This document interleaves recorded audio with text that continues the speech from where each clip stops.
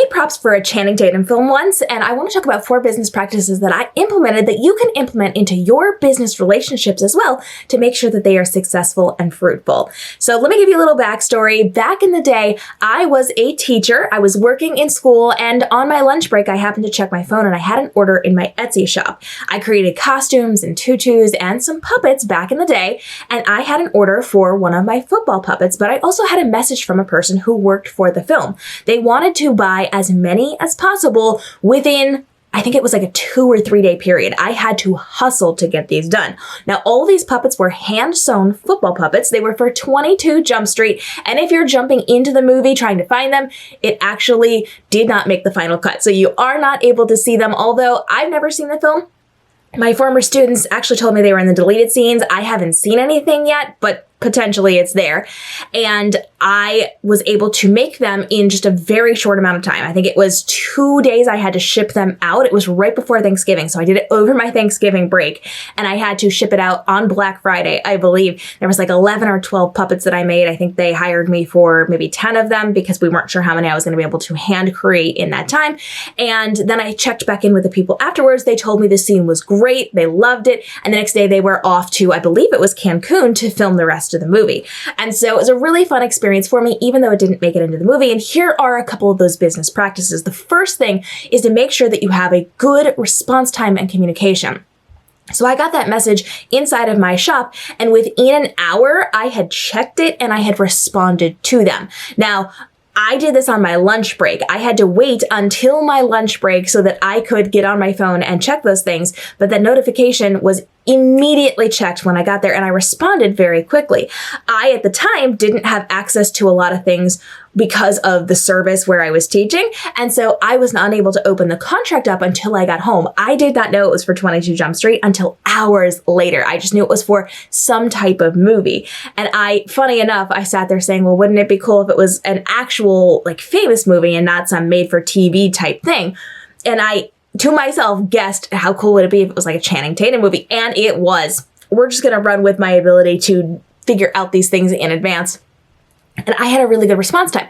So every time the man who worked for the movie messaged me, I responded within like 20 minutes of getting that message. As soon as I saw it, I was responding back. And I do that not only for famous TV clients, but for all of my clients. I respond as quickly as I see things. Usually that's within an hour of people posting comments on my YouTube channel or sending me emails, because I'm very good at staying on top of things. But the second I see it, I do respond to people. Having that quick communication and clear, concise communication is going to be key for your success in business. Now, the next thing was to under-promise and over-deliver. So I mentioned earlier, I had created a number of puppets for them. Now, if I recall correctly, I think we agreed on like 10 puppets because I thought that was what I would have time with if I had a very limited time with my family on the holidays and I just worked really, really hard to get them done, and I sewed very, very quickly. That was what I thought I could get done in that time period based on how long it took me to take it. And now I actually sat down and I knocked out one of those puppets. I timed it so I would know how long it would take me. And then I made my best educated guess on how many I would be able to do without having any issues arise. I gave them that number. They agreed to that number. I said, if I can make more, I will. I'll let you know. And they said, absolutely. If you can make more, go ahead and let us know. We'll pay you for those as well. So I worked really, really hard, and I actually knocked out a couple extra, and I sent those along to them as well. Making sure that you under-promise and over-deliver makes you look better and has that better relationship with people. You do not want to promise something and then not live up to those expectations. So making sure you have a lower bar and then you exceed that actually levels you up in their estimation, which is going to be really good for future work with them. Under promise, over deliver. Now, the next thing I did was follow up. I told you a minute ago that I had followed up with the person I was chatting with. After I sent the puppets, after they were in the hands of the studio, after they had filmed the content, I checked in with them to make sure everything was good. I asked how it went. I wanted to make sure everything worked properly. I asked if they needed anything else. I was there to support them. Now, you don't always have to follow up if you are sending a product to somebody just to see how they like it. But if you're working with them in any way, shape, or form where you can follow up and it makes sense to follow up to see if they need anything else, to see if you can support them in any way, to make sure everything works properly, that's always a good opportunity to reach out to people. Even if you are doing something like a podcast and you have a guest on your podcast, follow up with them. Thank you so much for being on this podcast. I really appreciate you. Here's more information about when your episode is releasing. Reach back out to people just to thank them, just to be in their world for a short amount of time after the fact, after something has been taken care of and you've moved on from it. You want to make sure that you are keeping that relationship open with them. So I made sure I reached back out. How's everything going? Did it work okay? Do you need anything else? How else can I support you?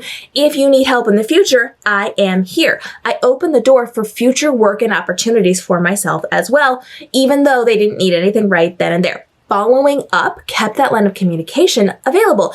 And I also learned what happened. I was told that they filmed the scene, that it was hilarious, and I knew where they were going the next day to continue to film the movie.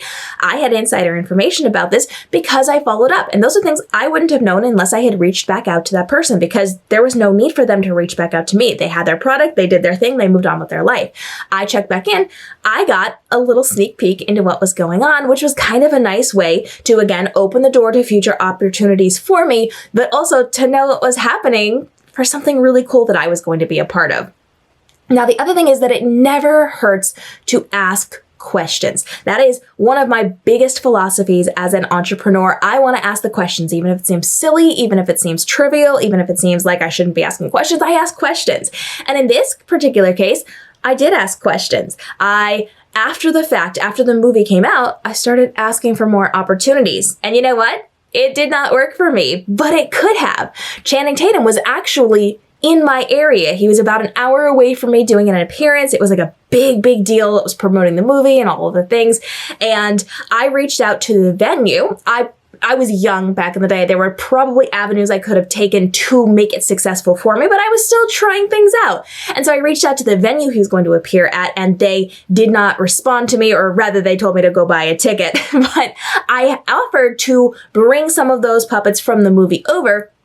This was right when the movie was releasing and nobody knew if it was in the movie or not. And I was trying to be very helpful and to, bring things that would help them. And they didn't quite see it that way. But I asked the question. The worst thing that could have happened was they told me to go buy a ticket if I wanted to meet Channing Tatum.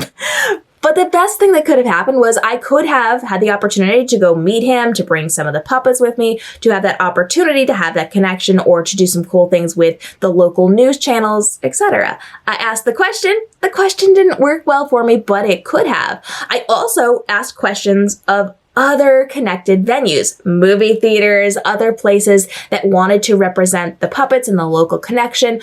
I could have, and I did go through the process of doing press for this as well. I asked the questions. If you ask the questions, the doors might open for you, or they might not, but then you know either way. And again, the worst thing that could happen was they said no, and they did. And you know how that impacted me? It didn't. It didn't impact me at all. It took nothing away from what I was doing. So if you are going into a business relationship, take some advice from how I interacted with the movie production company filming Channing Tatum's 22 Jump Street. You want to make sure you've got open, clear conversation going on. You want to make sure that you're following up and you're under-promising and over-delivering, and that you ask questions and you open up those doors for new opportunities for yourself. If you want more behind the scenes of how I run my business and fun little stories about the time I weighed props for a movie or some of the other really cool things that I haven't shared with you guys yet, but I have shared on some of my live streams and to my former students and all of those fun things, go ahead and drop your questions down below. Follow along for more. I've done some pretty cool things that you don't know about in my business that we can look at and take those things and implement them into your business strategy for success as well. You can see how I thrived, how I failed, how I pivoted, and how you can be doing all of these things too. And make sure you follow along, because every single day we're dropping brand new episodes to help you navigate the world of social media, TikTok, Instagram, YouTube, live streaming, Lemon8. We can talk about tools and technology that will help you to level up your content creation and save you time and effort so you can make more money online, but spend less time doing it. So drop those questions down below and we'll see you in the upcoming episodes as we help you to create your most profitable year ever inside of your brand.